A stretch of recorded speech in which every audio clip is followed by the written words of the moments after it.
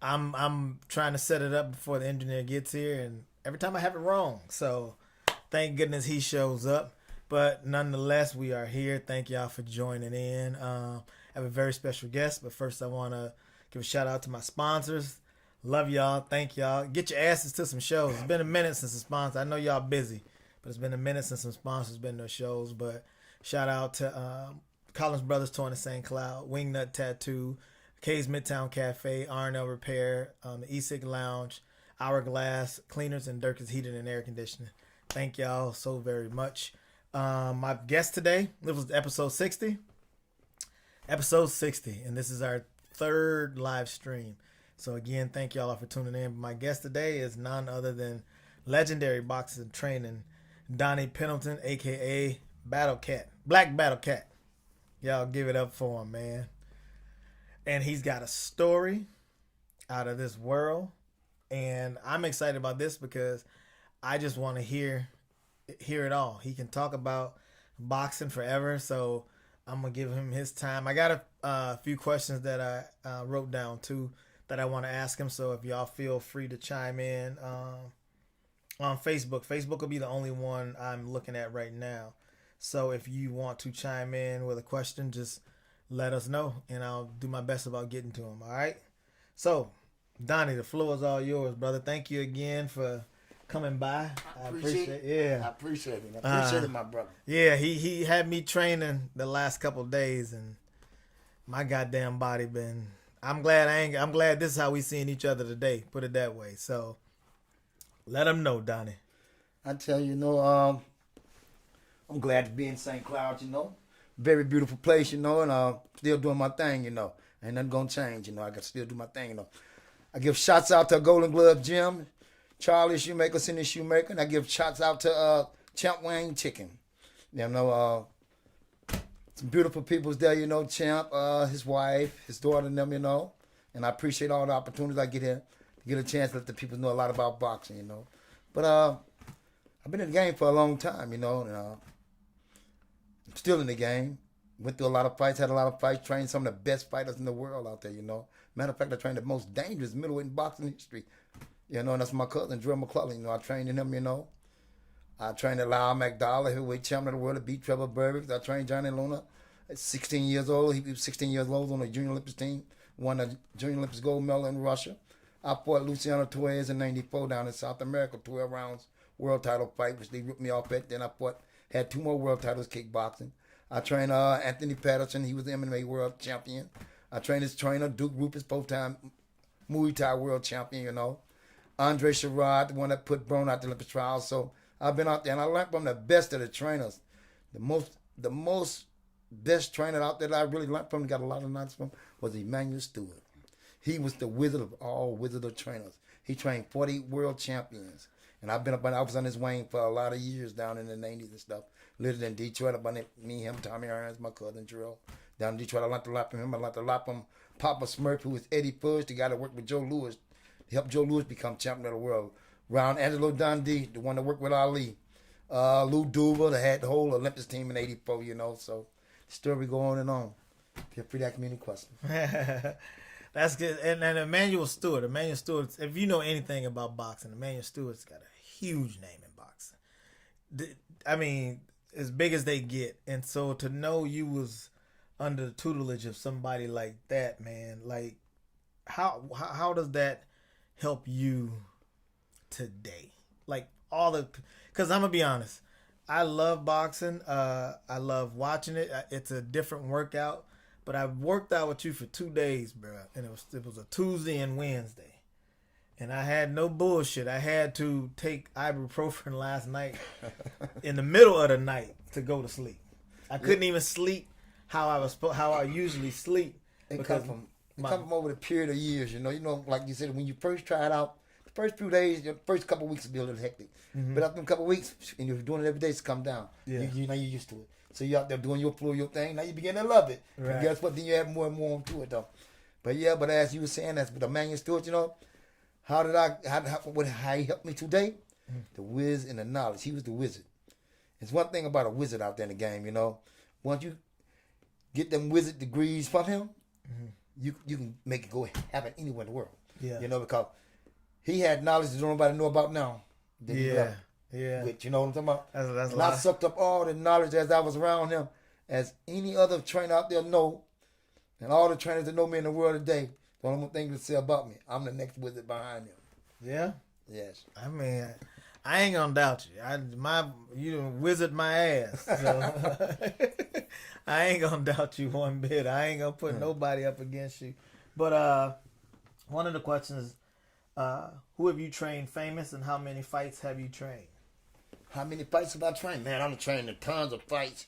Well, I trained quite a few famous people. Like I said, Drill, he was the best middleweight history. Lyle McDowell's the heavyweight champion that beat Trevor Burbage.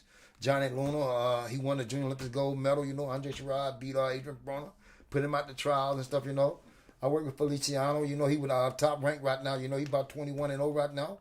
I had Luis Arias. I trained him out of Milwaukee too. You know, he was 17-0. I had Charles Tanner from Gary, Indiana. He 19-0 right now. Okay. But he back in the gym. He out in Vegas right now. I just talked to him this morning before I left. You know, Okay. come down here. So and he did like 16. He was locked up 16 years, but Donald Trump departed him, and so now he out. So he Who? What's his name? Charles Tanner from Gary, Okay. but known as Duke. I got next. Got you. Okay. And he just did 16 years? 16 years. And Donald Trump departed him and everything, you know, and it was a blessing, you know. And now he finna get back in the ring, you know. Before he got locked up, he was 2 weeks off fighting Antonio Tarver for the world title, the WBC lightweight title of the world. Wow. Okay. God damn. Good shit. So, Another question. How long have you been boxing, bro?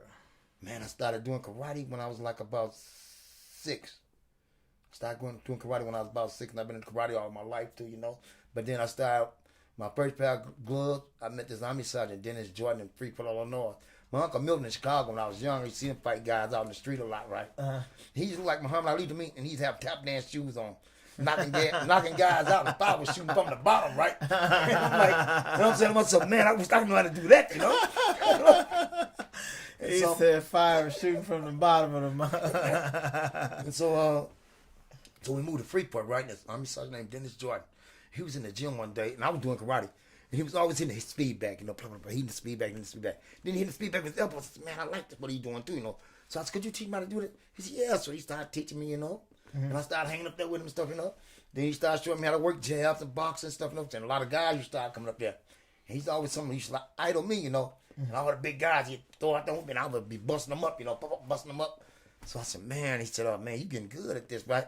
But Freeport didn't have nowhere the fuzz you could go, you know. It's only 26,000 people there. Right. Me and Drill them grew up at. And so the further you go, I said, man, I got to go back to Chicago if I'm going to continue to box, you know.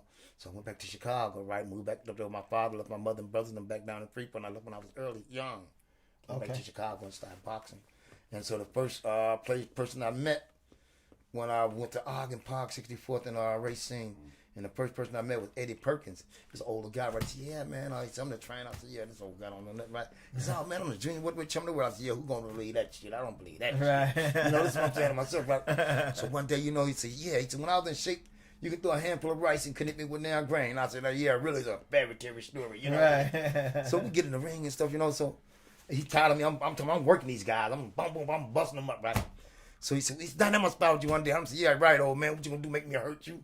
This is what I'm telling him. Right? He the first motherfucker ever knocked me out in the gym, though. You know, the old man, I'm telling him, he said, bam, he knocked me straight out. And as I was falling, he hit me with a left hook, and that's one thing I learned. When a guy falling, don't hit him with nothing else because you wake him up. Cause I'd have broke my whole face. Because I was falling face forward, right? Okay. So when he hit me with the left hook, so I woke up. I'm now fighting for my life. I wasn't looking at him as an old man no more, you know. I'm looking at him as a killer. He finna kill me. Right. Old man went out the window, you know. Right. The hell with this, you know. Say, old man, my ass. I'm telling you. Then I found out down in the future, he was the junior welterweight champion of the world. Had 107 pro fights. And was the champion of the world for 7.5 years. Out of Chicago, Illinois. They called him the Rabbit, Eddie Perkins. So he wasn't bullshit. No, he wasn't bullshit, and I found that out. Wish you just took his word for it, huh? Man, hey, he learned me the word. Yeah. You know, he wanted the word, he gave it right to me. You kind of answered which famous trainers you've learned from. What's the biggest fights you've been involved in, Donnie? The biggest fight, well, the most brutal fight in history was in London, England in 95, February the 25th, 1994. 1995. When Gerald McClellan fought Nigel Ben for our third world title at super middleweight division. And that was the most brutal fight that I ever worked in my life. And the other biggest fight I've ever been in when I fought for the world title in South America. Okay. Damn. And you just remember all this stuff, huh? Yeah, like it happened yesterday. Yeah. And I've talked to you a few times, bro, and like, because I'm a numbers person too. So just to know you have the years and you know where, you know what I'm saying? Yes. And I mean, nigga, you still sharp. I know you don't want to tell your age, but you 50 plus. Yes. And been in the war zone a lot of right, them. you know what I mean? And that's I had over 200 some professional fights. I know, and that's the blessing, man. I looked you up the other day, and I seen, because I didn't know you had over 200 fights. That's a lot of goddamn fights. Stepping in the ring, dog, keeping your head on your shoulder. Man, that's like, what are you fighting, 5 times a month? I had 26 fights in 1 year and 5 fights in 1 week. God. They don't even let you do shit like that no more. They can't do it no more. I'm the last one of the Himalayas. I'm the last one left. They made that mark. And that's good because you hear, you know, with everything that's going on now, you hear, you know, some boxers like the fight, the guy you trained, the middleweight dude, Gerald. yeah, Gerald, who the G-Man. If you guys, if you've never Googled anything, go. I think it was a YouTube, link, right? YouTube. Look up Gerald McClellan, right? Yeah, the G-Man. Arguably the hardest hitting middleweight in history. Maybe hardest hitting boxer in history, arguably, because the dude had hands like bricks. I had never even heard of it, and I was wondering why I had never heard of it, but I don't want to give away the story. But do me a favor when you get a chance, as if you're a boxing fan, look it up. You won't be disappointed, man. And you'll see Donnie in the ring looking like Babyface. Babyface. He's just a kid. You see the excitement on his face.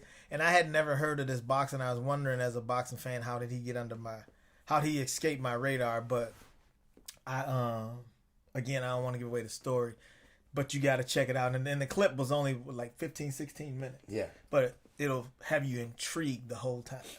Most definitely. Yeah. Most And definitely. that was crazy, man. That fight should have been over with in the first round in London, England, you know. Like I said, that night was the most brutal, chaotic night in boxing history. Mm-hmm. We was 5-1 favorite to win that fight. A lot of people lost a lot of money. You know, they gave us the raw deal in the game. Right. They gave us a referee couldn't speak. We gave us the Aisha referee couldn't speak English. You know. Right. They blocked us out from protecting our fighter. You know, they slipped this referee in. If it was me going in there, I would have never took referee Rosario that he put him in that night. He didn't have no experience for a fight that magnitude that high of the game. Right. You know, so. Explain what that does for people who might not understand it. You're 5-1 favorite. Yes. Right? Guaranteed to win the fight. Yeah. Bottom line. And things changed just because of the dynamic of the fight. Yes. Wasn't in your favor. The deck got stacked. Right. They stacked the deck against us when they throw the referee in on us, you know. Gerald got hit. You got to understand, when Gerald knocked him out the ring in the first round, he was out for at least about 12 and a half seconds. And then, with the commissioner them sitting there, you cannot consist that fighter. You got to get out the way and let him go on through there. They start consisting him if you look closely. Okay. You know, the consistent realized where he was at. Oh, I got to get back in the ring now. But he still didn't beat the count. Then he get back in the ring and hit the kid 14 times in the back of the head. One time you get a warning, the second time, point taken, third time, you disqualified. Right. So what happened to the other 11 times? See what I'm saying? Right. So therefore, it was stacked so hard on some stuff. You know, then he catch a heart attack in the 10th round. Yeah. You know, massive heart attack in the 10th round. Mouthpiece come up missing and all of that. Right. You know. And I remember they was talking about the blinking. Yeah. And I'll never forget, it was me, him, and Nigel Ben. Nigel Ben was laying there, Gerald laying there, and I'm standing between them. We both in the emergency room. Nigel Ben jaw broke, shattered, busted up. He messed up real bad. Mm-hmm. He collapsed. And Gerald McClellan, he laid there. They shook each other's hands. A nice fight champ. He's a nice fight champ, just like that, you know. Mm-hmm. And then the next thing you know, the doctor said Gerald was all right. Next few minutes, we down there watching the fight, and the doctor, it's so crazy that night. They called in London, England that night. When Gerald got to the hospital, before we get him out the ring, man, we had to fight. I had to fight that night. Mother was trying to run up, while he's collapsed in the corner, throwing bottles, trying to spit in his face and stuff. We had to rush him down there. Ow, you know what I'm talking about? Covering him up. So it was just chaos after. Chaos, yeah. Okay. And if we would have won, they probably would have killed us. But I already had the plan, you know. If we win this fight, because just, man, if we knock him out, what's going to happen? I said, as soon as you knock him out, we're going up under the ring. Okay. We ain't trying to run out, because we ain't getting out. We got to hide up under the ring till they tear this place up. Why was the fight there? The fight was there. It was mandatory because we was the WBC middleweight champion of the world. Okay. At 160 pounds. Now, in order to fight Roy Jones, that was been a super fight. There was $30 million on the line. Okay. We had to go into London, England, because Jones went up to 168. So now we got to go into London, England, to try to take the title from Ben. That where Jones was from? No, Jones from Florida. Okay. So we had to go to London, England, to fight Nigel Ben. He had the other belt, that other super. Got you. Okay. Got you. If we get by him, we fight Roy Jones for $30 million. That would have been a super fight of the 90s. Man. So that's where we was at. Roy was my boy too, bro. Well, we had beat Roy already now. I heard.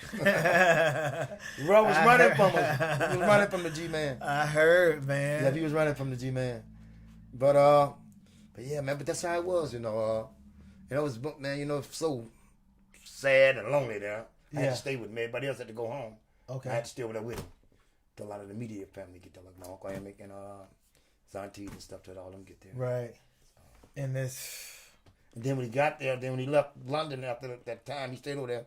I never forget, man, the fight purse they paid, they basically ripped us off. They ripped the kid off in a lot of money deal, in the money, you know, because a fight like that, he should have got like before Manuel died, the Manuel Stewart pulled out, he said, they taking all the money. Mm-hmm. They gave him $750,000 in that fight. Should at least pay fighting being over there, at least about $14 million. Wow. And then when he got home with out of $450,000, he got home with $52,000. God damn. The ambulance flight to get him back to the United States cost $90,000 with the doctors on his one flight. Then he did get back to the United States. They hid him in Milwaukee up under a different name. He had to stay in the hospital for like another 8 months. Are you serious, bro? God damn. Yep, so that was about the size of that thing, you know, but he still down to train both his sons and everything, you know. Right. Both of them boys could fight too.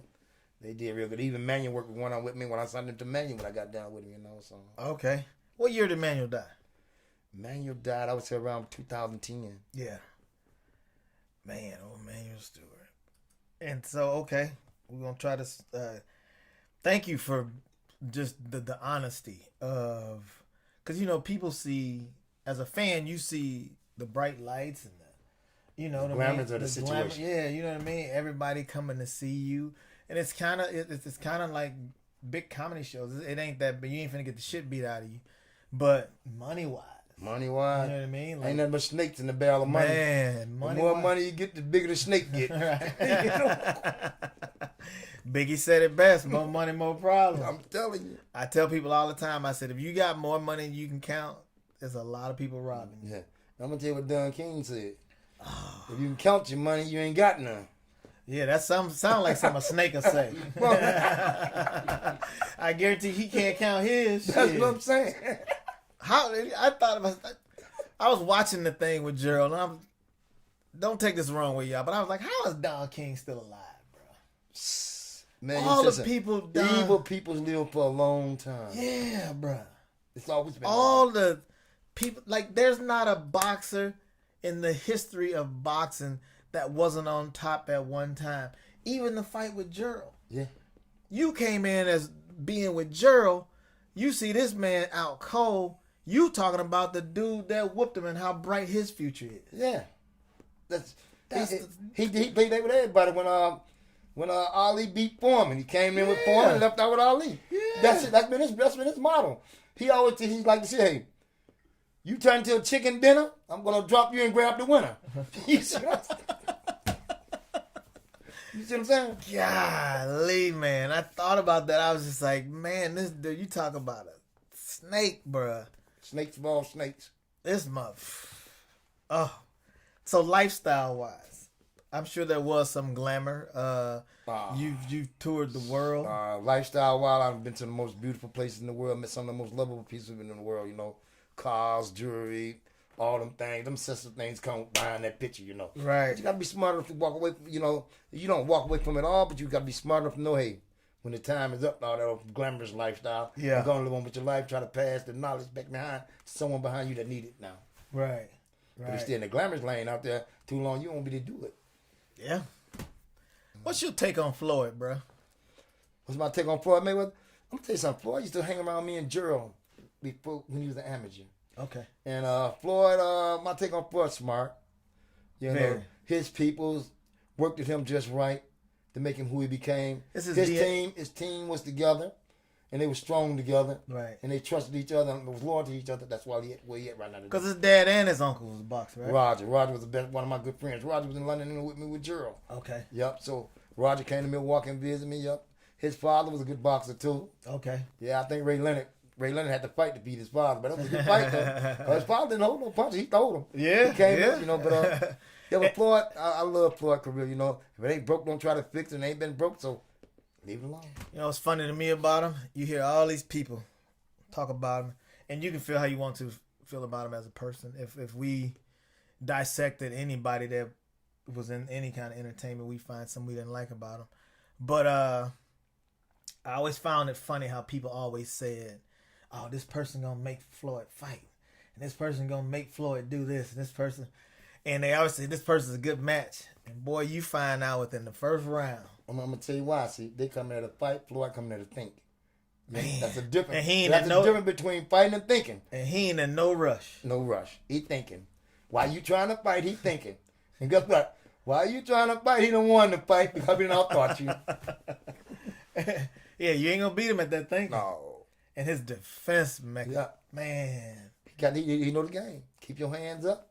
And Floyd, I'm tell you something. Floyd defense was not up here too tough. His legs. Yeah.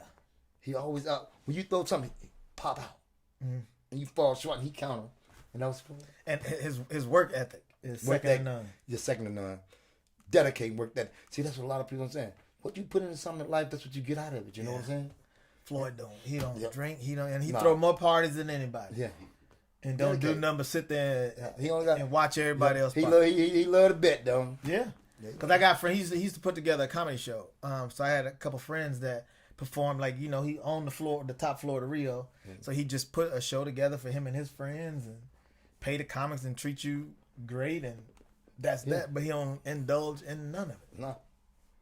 None of it. Once you indulge That's in a it, discipline, bro. yeah, that's discipline. That's discipline. Like all the ones that indulge in it, guess what? They start spiraling down. Yeah. As long as you don't indulge in it, you spiral up. Cause boy, look at Mike before Mike started indulging. Look at Mike when Cuss had him. You know something? I'll tell you something. That right there was a sad story too with Mike. But I'm glad to see my brother Mike bouncing back and everything. Shout out to you, Mike. Stay strong, baby. That's because he smoke weed now. Well, you know, maybe that'll humble him down. Cause first he was on cocaine and everything. Yeah, I'd rather have Mike, him doing weed any I'm day. telling you, Mike was a real gangbanger from Brooklyn. Oh, yeah. I'm telling you, man. But I love it when Custer had him there, when Custer Modern had him, Bill, Kate, Calvaruni, and all them guys. Yeah. They had him on a fine track, you know. Right. And but when Don King slipped in there with it, when it became Team Tyson. yep.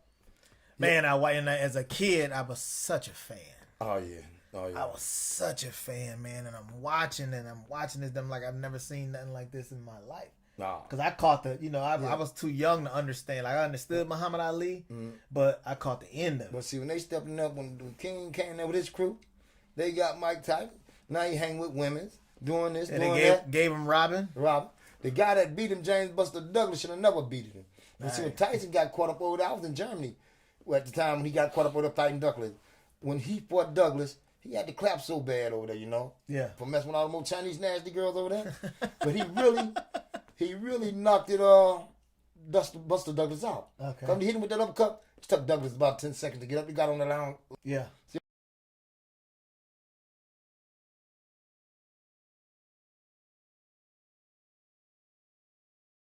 As they hitting guys on the chins and knocking them out, it's all cool. But the minute they start getting hit on their chin, you found out they can't take it. Right. You know? Yeah.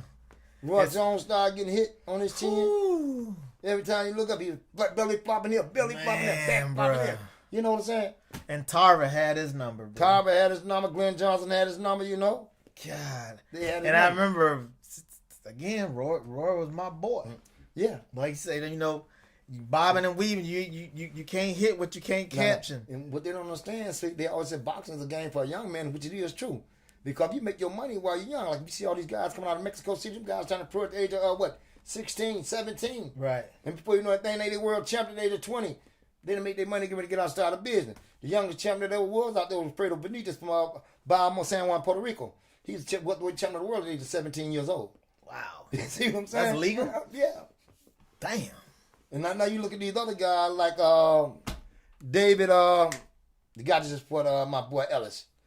Man, he just destroyed Ellis. You know what I'm talking about? Destroyed Ellis. And David Levites.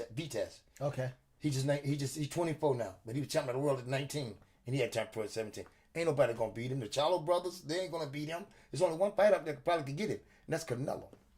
Gotcha. Damn. What's your favorite division? Right now, my favorite division. Well, you know, welterweight always been a good division. Heavyweight division is sitting on the top. This is a stunning division right now. Yeah. But I like right now middleweight from like 147. Now 140 junior welterweight 147, 154 junior middleweight 160, and 168. They're my 4 divisions I like. Gotcha. That's why all the gun smoke gonna be played at. All the gun smoke and all the bombs gonna be played at. I'm gonna take your word on it, man, because you damn sure know your shit. What makes you confident as a boxer or a trainer? What makes me confident? This is something I love what I do, and I put so much dedication and so many years into it. Yeah. I can't be nothing but confidence and love it. Amen. I like that, bro. Hold on. Okay, Champ Life. Appreciate it, big bro. I see he on here. He commented. We gave you a shout out.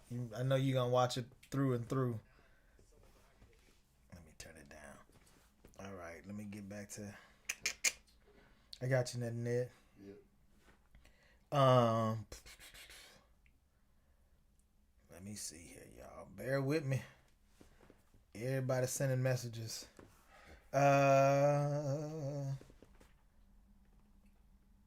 Do you train now? Like how do people find you now? Like what?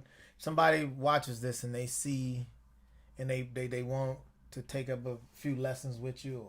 Well, you know what? I always trying to go on my Facebook site. Tap me on my Facebook site and hit me like that. You know what I'm saying? But I train now. I still on the go. That's one thing. That's one thing about me.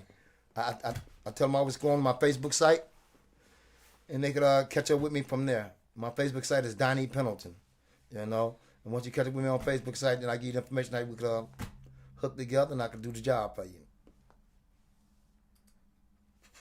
Sorry, I'm multitasking. My daughter just called me from school. I don't know what that about. You supposed to be learning.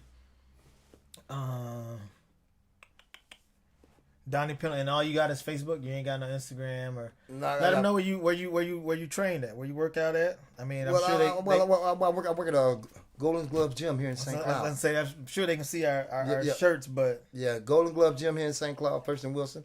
That's where I train at, you know. And like I said, got Charlie there, the trainer. We got Jesse as the trainer, Chad as the trainer, John as the trainer, and rather known me. Them and they all family. They all family. Yeah, tell them. One big family, big happy people family. We sent you. That's our gym. Yep. Matter of fact, Champ Wings. That's how I got introduced. Champ Life, yeah. Champ Life Wings. That's how I got introduced. And I heard my brother talking about you, and my brother don't talk about a lot of people. He my brother, so I know when he gets excited about certain things. Yeah. And he was like, man, this dude came in here talking about he do this and he do, you know, because Sean don't believe shit. He been like that as a kid. He don't believe shit until you prove it to him. You know what I mean? I remember I told him I was gonna do comedy. He was like, all right, you gonna do comedy. You know what I mean? Then he saw me. He was like, shit, you been sneaking behind my back doing comedy? How you know how to do this already? So he told me about you, man. And he was like, you know, he came in, he had the little boxing chain on and shit. He's like, but you know, motherfucker, anybody can get a boxing chain. This is his thought process. And then he said he talked to you and you start telling him about what you've done and who you've been with. And then he said he started Googling it a little bit and he was just like, damn. Like that dude just walked up in my restaurant. And he said you was like, man, you know, let me give you a little, let me train you a little bit. You know what I'm saying? Let me show you what I can do. And I'm gonna give you an extra shout out, big bro, because I think before Sean started training with you 3-4 months ago, yeah, Sean was at like 315. Sean's at like 248 right now. Yeah. You know what I'm saying? He's in the best shape I've seen him be in a long time. And that's what made me say, all right, I've been doing my own little workout, and I work out with Charlie quite a bit. But I said I wanted to come in and train with my brother, and I wanted to meet y'all, because I think when he video called me, I was in Virgin Islands. Yeah, Virgin Islands. Yep, Virgin Islands. He said these my old players. I got them in here. Y'all can't see Zeke, but Zeke the fixer. He in the back there. Always. And it was just dope to meet y'all, man. And I'm glad we got to do this. We've been talking about it for a little while, so I'm happy it happened. I'm really happy it happened. Hey, but yeah, it had to happen, baby. Right? It had to happen. It had to happen. Everything happened for a reason. Yeah, man. Hey. And I think I got one more question here, bro, and then we can get ready to wrap it up. Who's your favorite current? Did I ask you that already? Who's your favorite current fighter in boxing today? Today, I only got two of them out there. That's Canelo Alvarez. I will give him number 1. Okay. And David Levitas to be number 2. Is David Levitas the dude you showed me the other day? In the gym? Yeah. Yeah. Oh my God. You the one I showed you. Damn. You the one I showed you the other day. The dude just walked. I'm talking about. Man, look him up. Look him up. Who did he just beat? He just beat Ronald Ellis. Man, I'm talking about. He showed me this video in the gym, and this dude, I'm talking about. He gave this other guy so many hits. Even when dude hit him, he never wavered from his plan. It was just boom, boom. I'm talking about just like this, like. That fight would be the fight of that'll be the next biggest fight of the century. Who you think he should fight? Canelo. That's gonna be the biggest fight of the century. I know you Charlo guys. Hey, y'all do it. Y'all champions of the world. I take my hats off to all champions of the world out there. That's a hard job to get up there to get a belt in general. But y'all playing with some tremendous fire out there now, super middleweight. Tremendous fire. I'm telling you, the best of the best will show this year. But I am the black battle cat, and I call it the way I see it. I don't hold no punches. Why would you after all this? I don't hold no punches. You done had over 200 fights. Shit, hold your punches. I ain't had none, and I don't hold no punches. That's the way to go, baby. My mom told me don't bite my tongue. It hurts. So Yeah, just man. say what you mean and mean what you say. You know what I mean? Got to. And then, I'm sorry. I think that is, okay. Here's my last question to you. What are you thinking about boxing today compared to what it was like? Because you got to see Ali and Leonard. Today, boxing ain't nothing but some of these places a big comedy show. But with Ali and Leonard back then, them was true warriors. You went there, you seen teeth that fly out their mouth. You seen jawbones get crushed in, all that type of stuff, eyes hanging out. Right. I'm talking about you seen real warriors. You seen guys go out there and fight 15 rounds, toe to toe. That 15 rounds. And guess what? The gloves now is like sponge gloves, but back then it was hay in the glove. So hay is a lot harder than a piece of sponge, you know what I'm saying? So, that's how it is. So, but today, it's mostly a lot of business, Yeah. It's about business. And I think that's what any sport. It's about the look business. at football, look at basketball, anything. You know what I'm saying? So everything basically been watered down. Yeah, superly. Because see, all them guys were naturally back then. Yeah. Like you said, watered down. A lot of these fighters are watered down today. Right. They taking this, they taking that, this and that. Them guys living off the land. Hard, regular guys, Right. Came in there, you had to be in shape to beat them. You had to They be was ready. naturally strong. Because I remember R.I.P. to Marvin Hagler. Died not too long. Was it last week? Last week. Marvelous Marvin Hagler. Marvelous Marvin. I remember watching him as a kid. And boy, I thought him and Sugar Ray was just going. Yeah. Sugar was a smart fighter. He was. Like a Mayweather, stay on his toes, throw combination. Because he was a pretty boy. Yeah. Tommy went in there and fought the opposite of his style. Yeah. Tommy went in there trying to fight a slugger. You can't beat no slugger puncher like Hagler. Tommy, you a good puncher, don't get me wrong, but he's a boxer puncher. Right. He's a slugger puncher. That's Right. a difference. He He can stand and eat that shit you throwing and take you out with a couple of shots. You ain't gonna eat it. You gonna eat them, all right? You gonna fill up fast. That's what I'm saying. but man, it's crazy, man. Man, But, I appreciate it. I'm gonna probably have you back because you one of them guys I could just talk to, and especially like loving the sport of boxing and everything. Man, let me tell you, it ain't gonna get just better, baby. It's gonna get better, you know. Yeah. It change like the weather, right? I won't be hurting the next time we do it. You'll be a little better shape. Yeah, be a little better. As long as you stay with me, don't come back. Now if you run and hide, don't come back. Nah, I can't run because I ain't going through this shit no more. My man. I ain't gonna run and hide. You told me the other day consistently. And I told my wife this morning, I said, man, what stop for what? So I can hurt like this again? Somebody want to try again in a few months? Hell no. We're going to get through this pain and we're going to keep it moving, man. It's been nothing but a pleasure. I want to give one shout out. Go ahead. Shout out to St. Cloud, baby. And like I said, Golden Glove, Jim, Cindy, Charlie, John, Chaz, all of y'all, Jesse. Hey, we're in the house, baby. Don't forget. We're in the house. And Zeke, my old man Zeke. Zeke in the house. They used to call him Zeke the Freak, Champ, I think. Hey, Champ Wings.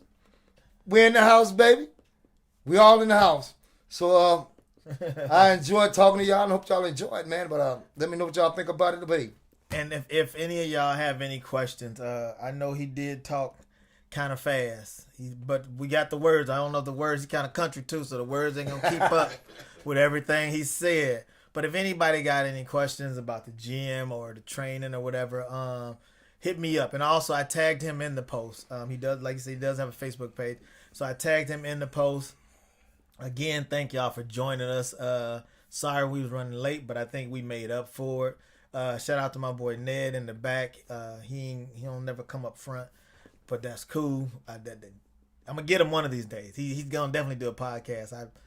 I'm going to stop paying him until he do the podcast. So I know he's going to do it. I'm going to hold his money back. One more. What you got? Shout out to all my friends and families out there. I love y'all all, all around the world, man. And y'all be blessed and be peaceful. Love y'all. Donnie, Black Battle Cat.